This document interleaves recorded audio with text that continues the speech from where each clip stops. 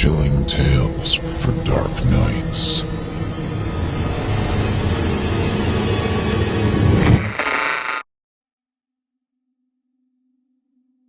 I bought the winning Mega Millions lottery ticket last week, but it hasn't been announced, and it never will be. And I need to tell you why. I bought it last Thursday from the gas station 5 minutes from my house. I'm not usually a lottery person, but I figured with the jackpot being as high as it is, why not?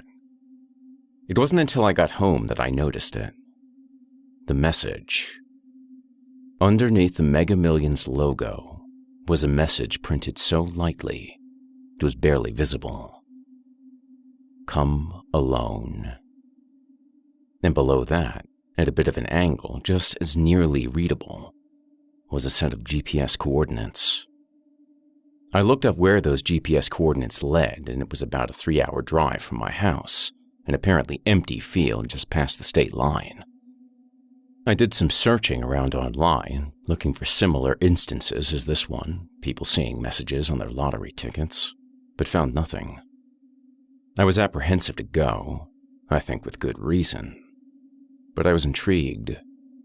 Very much so. I had this piece of paper in my hand, one that had a 1 in almost 260 million chance of being worth upwards of $1 billion. But not just that. This one also had something more to it. It may sound foolish to you, but the curiosity it had piqued was nigh impossible to ignore. I had off work the next day, and I decided that I was going to drive that 3 hours. I knew it was a long shot. In fact, long shot is the wrong term. I was driving to somewhere I've never been. A place where there was apparently nothing but grass as far as the eye can see, for what was essentially no reason that was known to me. As I drove, the foolishness of the whole endeavor started to weigh on me, and I almost considered turning around. I looked at my GPS and realized I was already almost halfway there. So I said fuck it and pressed on. The GPS took me down a long dirt road, but the destination was about a 1/4 mile into a field of tall grass and corn stalks. I parked the car and trekked the rest of the way on foot. I got as close to the exact latitude and longitudinal points as I could and found myself as I'd imagined, standing in the middle of a big field with a stupid look on my face and feeling even stupider. All I could see in any direction was more grass, trees, a few corn stalks here and there, a blue sky. The crickets chirped and chirped and chirped. I stood there for a few minutes, looking around, waiting for something, someone, anyone, anything. But the wind just kept blowing. The crickets kept chirping. I yelled out, "Hello?" No response. "I'm here alone." No response. I was disappointed. I didn't know why, but I was disappointed. I had no idea what I was expecting, but whatever it was, it didn't happen. I took an exasperated breath and resolved to walk back to my car, get in, turn around, and drive the 3 hours back home, thinking that I'd come out here solely to stand in a field for 10 minutes.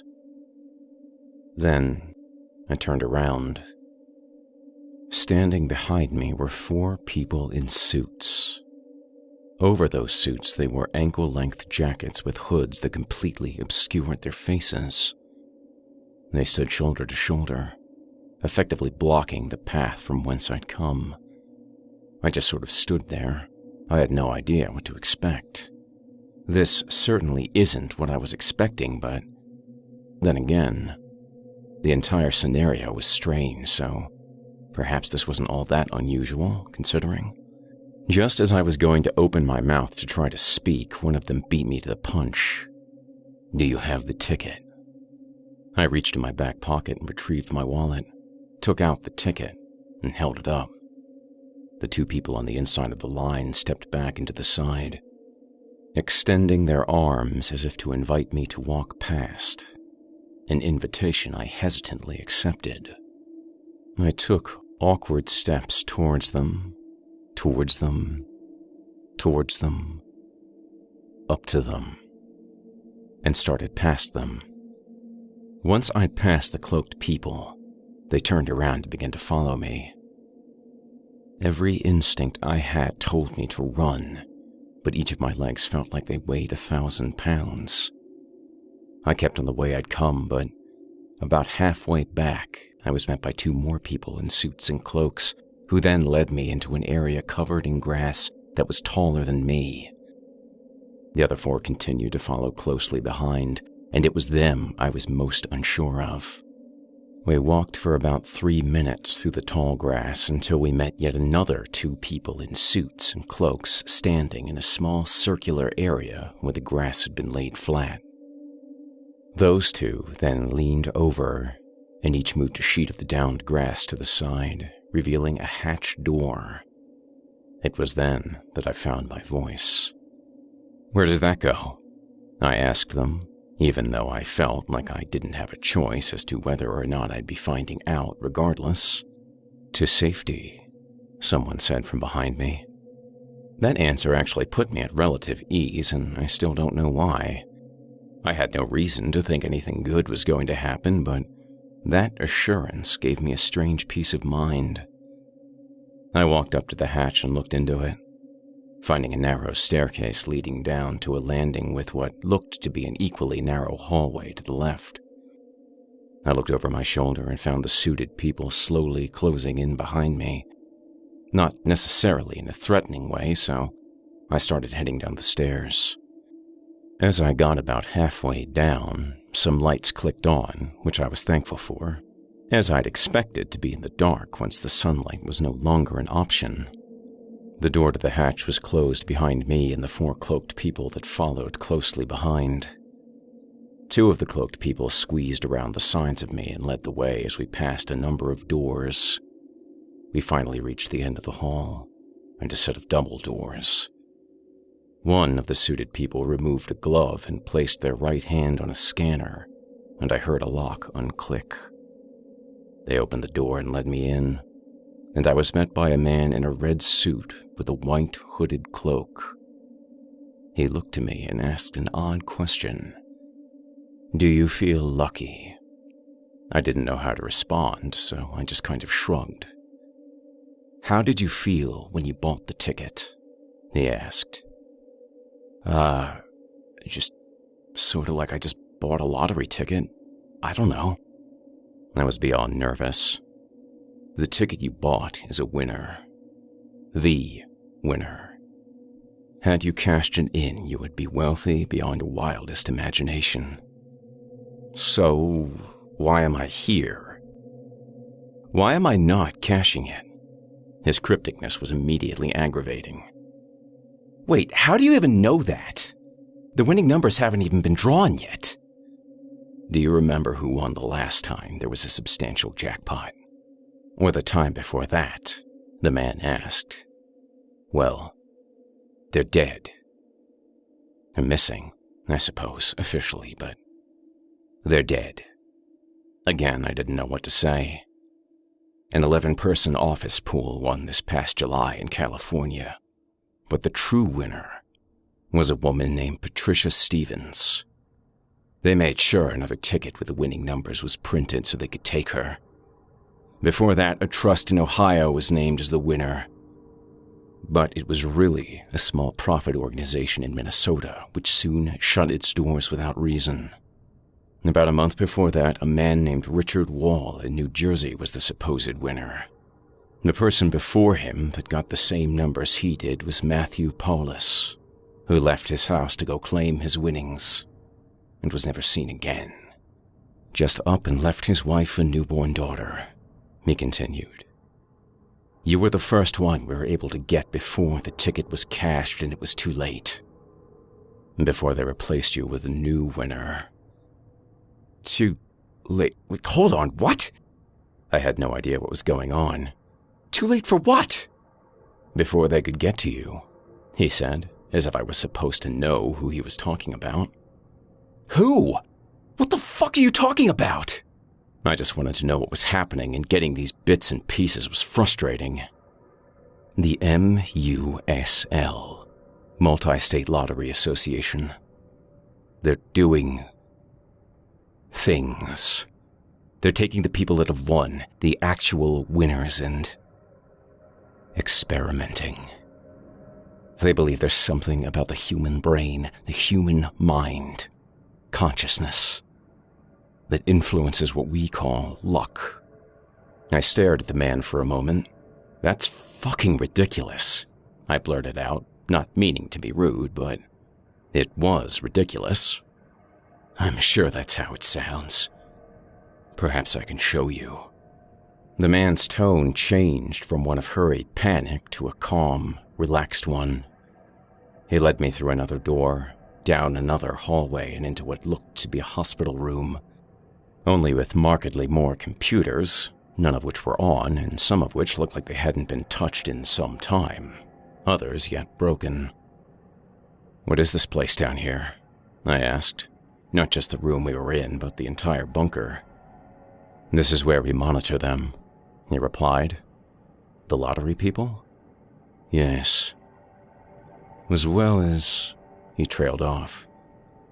"This is where we do monitoring of our own. We have reason to believe that the MUSL somehow tracks who is going to win. They somehow guide people, influence them. Ow! I cut him off and reflexively grabbed my right elbow after feeling a tiny pinch. I looked behind me and didn't see anything, nor was there any blood. "Are you okay?" the man asked. "Yeah. Sorry." I focused my attention back to him. "I have something to show you that may shock you, but I feel it would be best for you to see it nonetheless." I agreed and followed the man out of the hospital-like room and farther down the hall, through another set of double doors, and to the right, where he unlocked a door much heavier than the rest had been. We walked into an almost pitch-black room that was near freezing. "Watch your step," the man told me. Just as he did, I nearly lost my footing as we took a single step down. "Morgue 3, lights," he said aloud to no one in particular. And with that, the lights came on, and we were standing before a number of tables, each with the remains of human beings on them, but each also with a human brain connected to various wires that led to laptops on side tables. In here, too, the computer seemed very dated and worn. It was at this point that I became entirely overwhelmed by fear. Up until then, my experience had been strange, but more confusing than anything. Now, I just saw myself as a test subject for these hooded strangers, whose faces I had yet to see. I couldn't help but imagine them operating on me and taking me apart. It became a surreal nightmare. Before I could say anything, the man finally began explaining things. "We have computer experts who are able to access the lottery systems. The numbers chosen are not random, as you've doubtless been led to believe. They are picked carefully, and the MUSL targets certain individuals, certain groups, and tracks their behaviors before and during their purchase of the winning tickets and subsequent wins. We believe you have been tracked, and we believe that if you would have waited until the numbers were drawn and later claimed your winnings, that shortly thereafter, you would have been taken by them. We had our people put the message on the ticket just as we have with previous winners, but as I said, you were the first to see it. My obvious question was, why wouldn't you do something other than put a message that no one thinks to look for and no one can really see? But I figured they had their reasons, and besides, I was too frozen in fear to say anything. "These pieces here," he said as he walked further into the room, gesturing at the nearby remains. "These are what they've left behind. They complete their research and move the victim's possessions and what's left of them into a clandestine storage facility, which we were fortunately able to gain access to. You're lucky we got to you before they did." The man in the red suit and white cloak, hood still over his head, obscuring his face in shadow, stood under the single light in the room and asked if I would join them. I still couldn't say anything, but I suddenly felt like someone was behind me. I took a quick glance over my shoulder and 2 more people in black suits and hooded cloaks stood in the hallway, their hands behind their back, standing at attention. I began, unsure of what to say. "What do you want from me?" "We need you," the 2 people behind me said in unison, seemingly a male and a female. "Okay. What do you need me for?" I asked. "We need to know what they know," the man in the red suit said. "These discarded remains have been helpful, to be sure, but we need to do what they're doing. Get the information they're getting. We want to monitor you as you claim your winnings, and you could perhaps even lead us to where they do what they do." They wanted me to be bait, basically. I responded that I wasn't sure, and the change in their mood was palpable. "You are in a unique position. You could save lives," the man in the red suit began yelling. "You can help the world, and you aren't sure?" Just as I was going to try to turn around and make an attempt at an escape, someone else brushed past me, also wearing a black cloak. They approached the man in the red suit and whispered something in his ear, then lowered their head, turned around, and exited the way they had come. I noticed that beneath their cloak they were wearing a lab coat. As soon as they had taken their leave, the mood changed yet again, and the feeling was so odd. "Of course, we can't force you to do anything, young man," he said in a calmer tone than he'd even started with. "You have your ticket, and you may choose to do with it what you wish. Please, allow us to escort you out." I didn't even have a chance to comprehend what was happening before I found myself being led down the corridors, past the operating room, past the large area, through the door with the palm scanning pad, down the original hallway, and up the stairs. As I exited the bunker, I found that all of the people that I'd seen in there had followed, and then some.